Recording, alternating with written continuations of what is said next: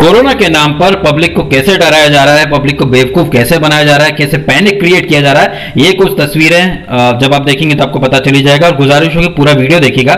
शशि थरूर ने एक ट्वीट कर दिया कि सुमित्रा ताई, जो कि सुमित्रा महाजन इंदौर की एक्स एमपी लोकसभा की स्पीकर, उनका निधन हो गया, लेकिन ताई तो जिंदा है। मीडिया में आकर उन्होंने शशि थरूर के झूठ की पोल खोल दी। ये द प्रिंट के एक संपादक है शिवम विज, ये कह रहे हैं कि इनकी कॉलेज मेट शाओली जो थी, बेचारी तड़प तड़प के मर गई। इनके इस प्रोपेगेंडा की पोल शाओली के कजिन ने खोल दी, जिन्होंने कहा कि शाओली कोरोना से नहीं, वो ऑलरेडी काफी लंबे समय से बीमार चल रही थी, तो कोरोना के ऊपर ठीकरा ना फोड़ते हुए कृपया प्रोपेगेंडा फैलाना बंद करें। यह प्रोपेगेंडा बहुत दिनों से चल रहा है। यही नहीं, आप अपनी स्क्रीन पर देख सकते हैं कि एक जैसे ट्वीट, कोई कह रहा है कि हमारे नाना मर गए इमरजेंसी के बाहर वेट करते करते, एक ही ट्वीट को हर कोई कट कॉपी पेस्ट करके आरटी मारे जा रहा है या फिर नए तरीके से ट्वीट करे जा रहा है। ये नाना जी के बाद यहाँ किसी बादशाह की मम्मी जो है वो कि तड़प तड़प के मर गई। तो ये तो सिर्फ आपके सामने एक ट्रेलर है कि कैसे एक ही तरह के ट्वीट, एक ही तरह की बातें और एक ही तरह की किसी मरे हुए इंसान को कैसे ये लोग इस्तेमाल कर रहे हैं अपने प्रोपेगेंडा के लिए। ये देखने के लिए और इन लोगों की असलियत जानने के लिए ये वीडियो पूरा देखिए, कैसे इस प्रोपेगेंडा को मैं एक्सपोज करता हूं आपके सामने, और वो भी फैक्ट के साथ। तो ये वीडियो आप जरूर देखें, पूरा देखें एंड तक, और हो सके तो सबके साथ शेयर भी करें ताकि उन सबकी भी आंखें खुल जाएं जो आज सडनली अचानक से लोगों के अंदर इंसानियत कूद पड़ी है, जाग पड़ी है। ऐसे लोगों का सच देखिए।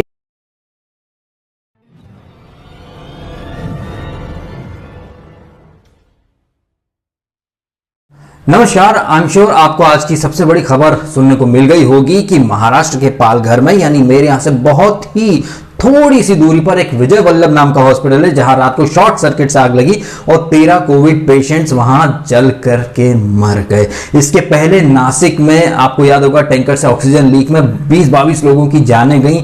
इसके पहले पिछले महीने, मार्च के महीने में भांडुप के ड्रीम मॉल के अंदर एक हॉस्पिटल चल रहा था, कोविड हॉस्पिटल, जहां पर भी आग लगी और तकरीबन 19-20 कोविड पेशेंट्स मारे गए। ये जो आंकड़े हैं, क्या ये आपको एक शॉक देते हैं, एक धक्का देते हैं? क्या आपको सिंपैथी होती है उन पेशेंट्स के परिवारों से जो वहां इलाज कराने के लिए लेके गए लेकिन वहां से वापस नहीं आ पाए उनके परिवार के लोग? ये सब हो रहा है वर्ल्ड बेस्ट सीएम के स्टेट यानी महाराष्ट्र के अंदर। लेकिन ताज्जुब की बात है कि आजकल बहुत सारे लोगों को सिंपैथी हो रही है जिस तरह से कोरोना पेशेंट्स की जाने जा रही है। इनफैक्ट ऐसे ऐसे लोग जो सिर गर्दन से जुदा, नबी की शान में गुस्ताखी करने वाले का सिर गर्दन जो होती है वो तन से जुदा हो जाए, ऐसे लोग जो दूसरे का सिर काटने की बात करते हैं वो यहां बोल रहे हैं कि मोदी के राज में जाने जा रही है, मोदी इस्तीफा दे। मतलब खुद ये लोग किसी की गर्दन काटने के लिए जब भगते हैं तब ये नहीं सोचते हैं कि किसी की फैमिली से कोई चला जाएगा। ऐसे लोग मेरे वीडियो के नीचे आके कमेंट करते हैं और ये जो फतवे वगैरह इशू किए जाते हैं उनको जस्टिफाई करते हैं। आप कमेंट पढ़ लीजिए कैसे एक बंदा एक तरफ तो मोदी को ब्लेम कर रहा है कि बताओ लोगों की जाने जा रही हैं, इंसानियत मर गई, एक तरफ ये सिर धड़ से जुदा करने की बात करने की वकालत करने वाले ऐसे रेडिकल लोग सिर्फ और सिर्फ ढकोसलेबाज हैं, ढोंगी हैं एक नंबर के। ये इंसानियत का दिखावा करने वाले लोग कभी किसी के सगे नहीं हो सकते। ये आस्तीन के सांप होते हैं, आस्तीन के सांप जो कि मौका मिलते ही अपना असली चेहरा दिखा देते हैं। ऐसे आस्तीन के सांप सिर्फ हमारे आसपास नहीं बल्कि प्राइम मीडिया में छाए हुए हैं, प्राइम टाइम पर आते हैं। बरखा दत्त कब्रिस्तान में, शमशान में जाकर बैठ जाती है रिपोर्टिंग करने। ये लोग इतना डर फैला रहे हैं ना। और आप जिससे महाराष्ट्र में जो इंसिडेंट हुए, क्या आपने अभिषेक दल्ले के चैनल पर कोई वीडियो देखा महाराष्ट्र सरकार की लापरवाही के ऊपर? जब गोरखपुर में कुछ एक हॉस्पिटल में आग लगी थी तब बड़ी हाय तौबा मची थी, बड़ी हाय तौबा मची थी कि देखिए और यूपी के हॉस्पिटल्स में कैसा बुरा हाल है, कैसे लोग मर रहे हैं। योगी सरकार सिर्फ गाय गाय कर रही है, मंदिर मंदिर कर रही है।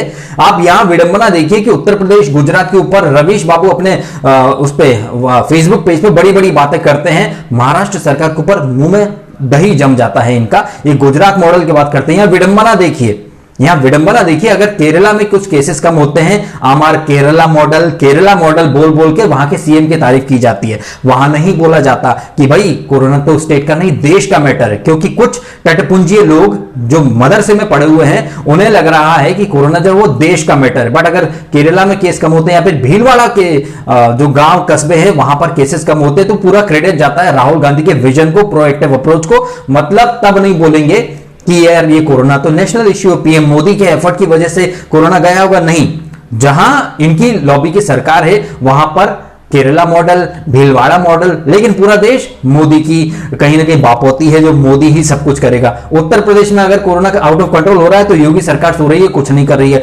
गुजरात में कुछ होता है तो गुजरात मॉडल फ्लॉप है, वहां विजय रूपानी कुछ नहीं कर रहा, वो स्टेट का सीएम होने के नाते। ये ऐसे आर्टिकल, ऐसे पोस्ट, ऐसे वीडियो रवीश बाबू लिखते रहते हैं। जिस तरह से रवीश, अभिसार ये भर भर के एक नैरेटिव चला रहे हैं, ये लोगों की जान के ऊपर दिन भर रिपोर्टिंग करते हैं, तब इनसे कोई नहीं पूछता कि किसी की लाश के ऊपर आप लोग टीआरपी ले रहे हो, व्यूज ले रहे हो, फुटेज ले रहे हो। आज मुझे बहुत ज्ञान दिया जाएगा कि महाराष्ट्र में ये जो हॉस्पिटल में आग लग गई, तुझे बड़ा मौका मिल गया बात करने का। अब तक क्या सो रहा था? अब तक क्या तुम सो रहे थे क्या? हैं? तुमको यूपी में और या फिर मोदी राज में बहुत कुछ दिख जाता, महाराष्ट्र में तो तुम अब तक सो रहे हो, तुम्हारी तो आंखें नहीं खुली हैं। तुम्हें केरला मॉडल दिखता है, भीलवाड़ा मॉडल दिखता है, तुम्हें यूपी में कमियां दिखती हैं, लेकिन महाराष्ट्र में, केरला में कोई कमी नहीं दिख रही। केरला मॉडल इतना हिट था तो केरला में केसेस क्यों बढ़ गए? ये रवीश बाबू ने लखनऊ को लाश न बोल दिया, लेकिन महाराष्ट्र को महाराष्ट्र नहीं बोलेंगे ये लोग, यहां नहीं बोला जाएगा। नासिक में वो गैस टैंकर से ऑक्सीजन लीक हुई, 20-22 लोग मर गए, सब चुप रहे, कुछ नहीं बोला, फूटा नहीं कुछ मुंह से लोगों के। इसके बाद लोगों की बेशर्मी देखो कि सिंपैथी की बात करेंगे, अरे डीएसके तू यहां पर भी ब्लेम वगैरह कर रहा है। ब्लेम गेम कौन कर रहा है यहां पर? कभी अभिसार के, रवीश के पोस्ट पढ़ा कि उनके पोस्ट के अंदर अंडरलाइन जो मीनिंग होता है, कितना नफरत फैला रहे हैं वो लोग। भाई मेरा तो आप लोगों से सबसे अनुरोध है, जिस तरीके से घटनाएं घटित हो रही हैं, आपने कभी एक साल के अंदर अगर आप पीछे पलट के देखें, क्या आपने एक साल के अंदर डेंगू, मलेरिया या नॉर्मल जो वायरल फीवर होता है उसका नाम सुना? जी नहीं। सारे केसेस जो है वो कोरोना के अंदर जा रहे हैं। कोरोना है भैया, लेकिन जिस तरह से आप हॉस्पिटल में जा रहे हो वहां चीजें बद से बदतर हो रही हैं, या फिर अगर आदमी कोरोना से नहीं मर रहा तो आग लगा करके मार दिया जा रहा है कोरोना की डेथ टोल बढ़ाने के लिए। मेरा आपसे अनुरोध होगा भैया, अगर आपको सिम्टम्स हो रहे हैं, it's better to stay at home. आप घर पे रहिए, जो देसी नुस्खे हैं, तरीके हैं, गर्म पानी पीजिए दिन में 2-3 बार, हो सके तो तुलसी का या अदरक का इनका काढ़ा बना के पीजिए। अस्पताल जाने से बेटर है घर पर आराम रहिए। 15 से 20 दिन लगेंगे, 25 दिन लगेंगे, सिर सलामत तो पगड़ी हजार। हॉस्पिटल में जाना बिल्कुल है बेकार। ये बात गांठ बांध लीजिए सरकार, और आपसे विनम्र अनुरोध होगा मेरा कि प्लीज हो सके तो ये रवीश, अभिसार, इन सबको फॉलो करना छोड़ दो भाई। ये इतना पैनिक करा रहे हैं, इनका आप प्रोपेगेंडा देखिए। जब पिछले साल ये कोरोना शुरू हुआ तब ये रवीश क्या कह रहा था कि कोरोना से जाने नहीं जाती। प्लीज जरा सुनिए। इससे पहले जरा आपको मैं एक क्लिप दिखाना चाहता हूं, इस सदी के इकलौते निडर पत्रकार रवीश बाबू, जिनके बारे में अक्सर हर कोई आके मुझे बोलता है। रवीश बाबू पहले क्या कह रहे हैं ये सुन लीजिए।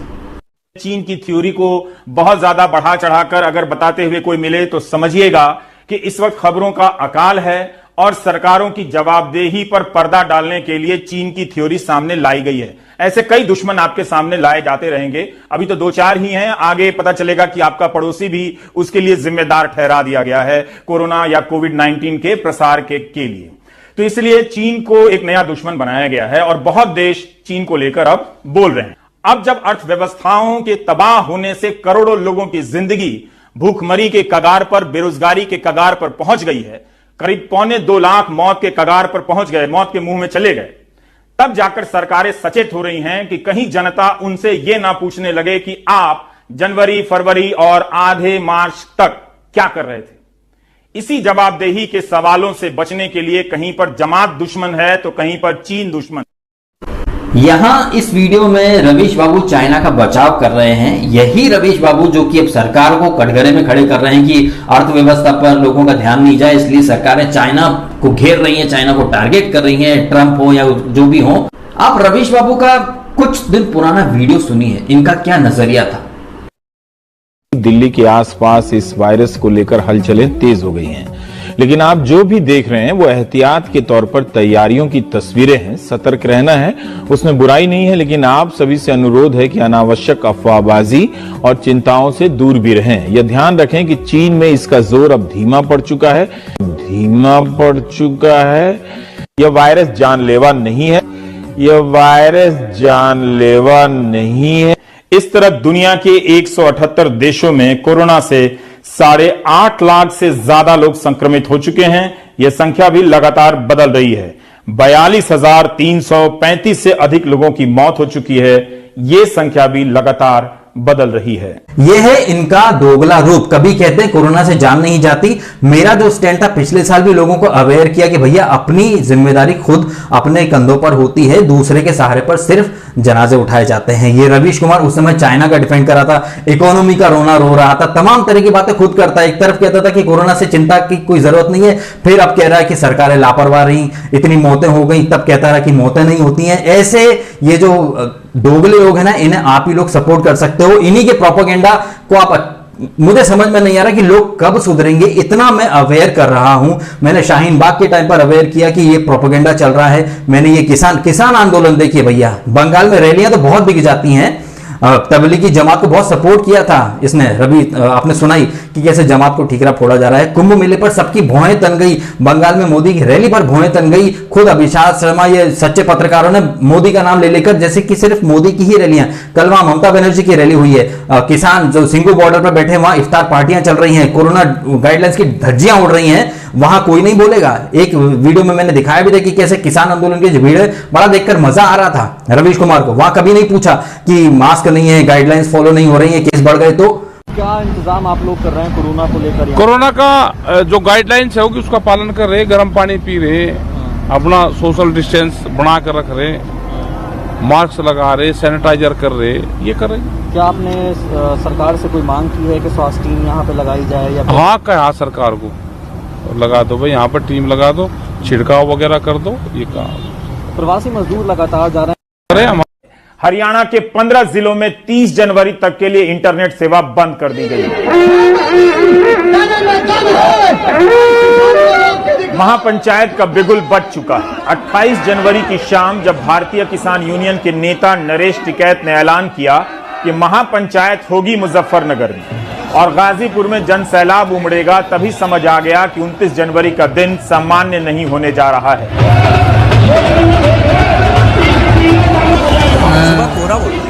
नरेश टिकैत के पीछे इतने लोग आ जाएंगे किसी ने सोचा नहीं था।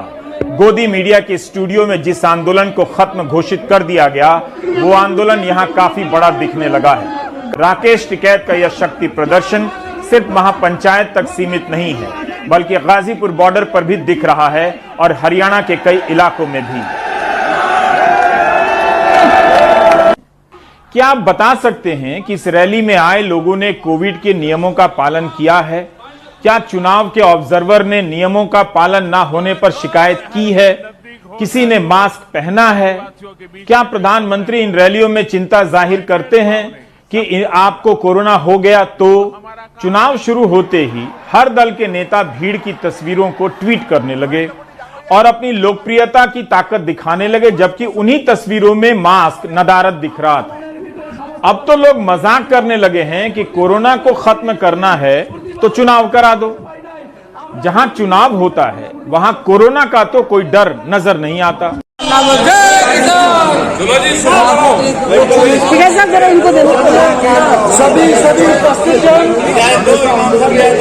सभी उपस्थित जन हाथ जोड़ के विनम्र प्रार्थना है मेरे सभी भाइयों से, और निजाम नहीं कर सकता जो परमेश्वर ने हमें ये हम सब लोगों की सेवा कर सकें, तो कृपया चेहरे पर मास्क, न ही सोशल डिस्टेंसिंग की परवाह।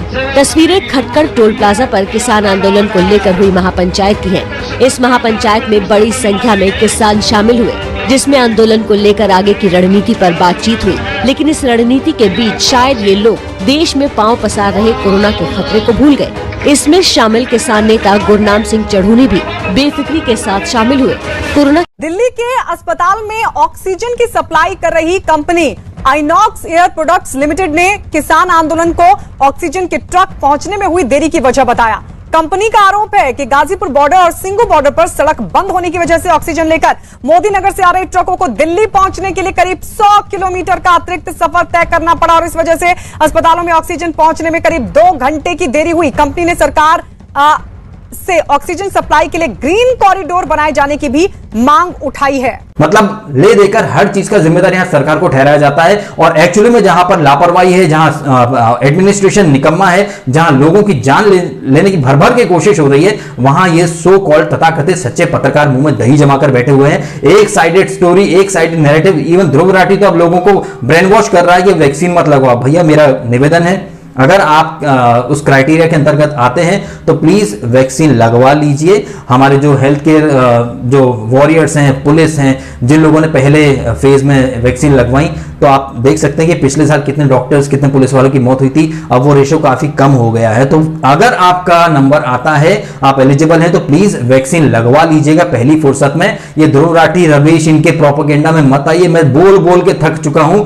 ये गिद्ध हैं, गिद्ध। इस कदर ये गिर गए हैं कि कब्रिस्तान, शमशान में जा जाकर ये लैपटॉप और कैमरा ले लेकर रिकॉर्डिंग कर रहे हैं। जिन लोगों को कैमरा ले लेकर शमशान के अंदर तक जाना है, डेड बॉडी के ऊपर फोटो दिखाने हैं, तो ऐसे लोगों को बस आप ही सपोर्ट कर सकते हैं, भरोसा कर सकते हैं इनके प्रोपेगेंडा में।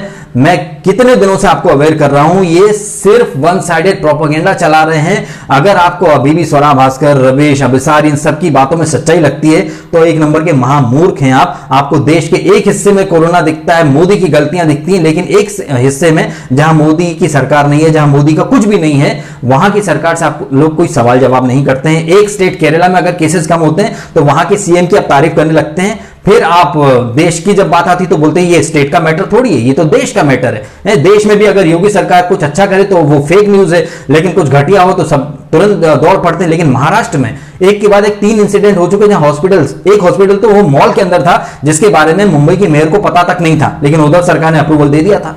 तो एक ऐसा मीडिया हाउस या ऐसे पत्रकार जिनका काम होता है आपको तस्वीर के सारे पहलू दिखाना, वो आपको तस्वीर का एक ही पहलू दिखाते हैं। जब मैं आपको तस्वीर का सारे पहलू दिखा रहा हूं तो लोग सवाल जवाब करते हैं, अतरंगी लॉजिक लाते हैं कि भाई तू तो क्रिकेट के रिव्यू करता है, बड़ा क्रिकेट की टीम में कैप्टन की रिस्पॉन्सिबिलिटी होती है ना हार जीत की। क्या सिर्फ क्रिकेट में कैप्टन ही खेलता है क्या है? एक रन लेने के लिए भी साथ में एक बैट्समैन की जरूरत पड़ती है, एक टीम वर्क होता है। आपके घर परिवार में क्या आपके पापा या मम्मी ही सारे काम करते हैं? कपड़े भी वही धोए, बाहर भी वो जाए, कमाने भी वो जाए, सब एक इकलौता सदस्य करता, आपसे बैठ के खाते हैं क्या?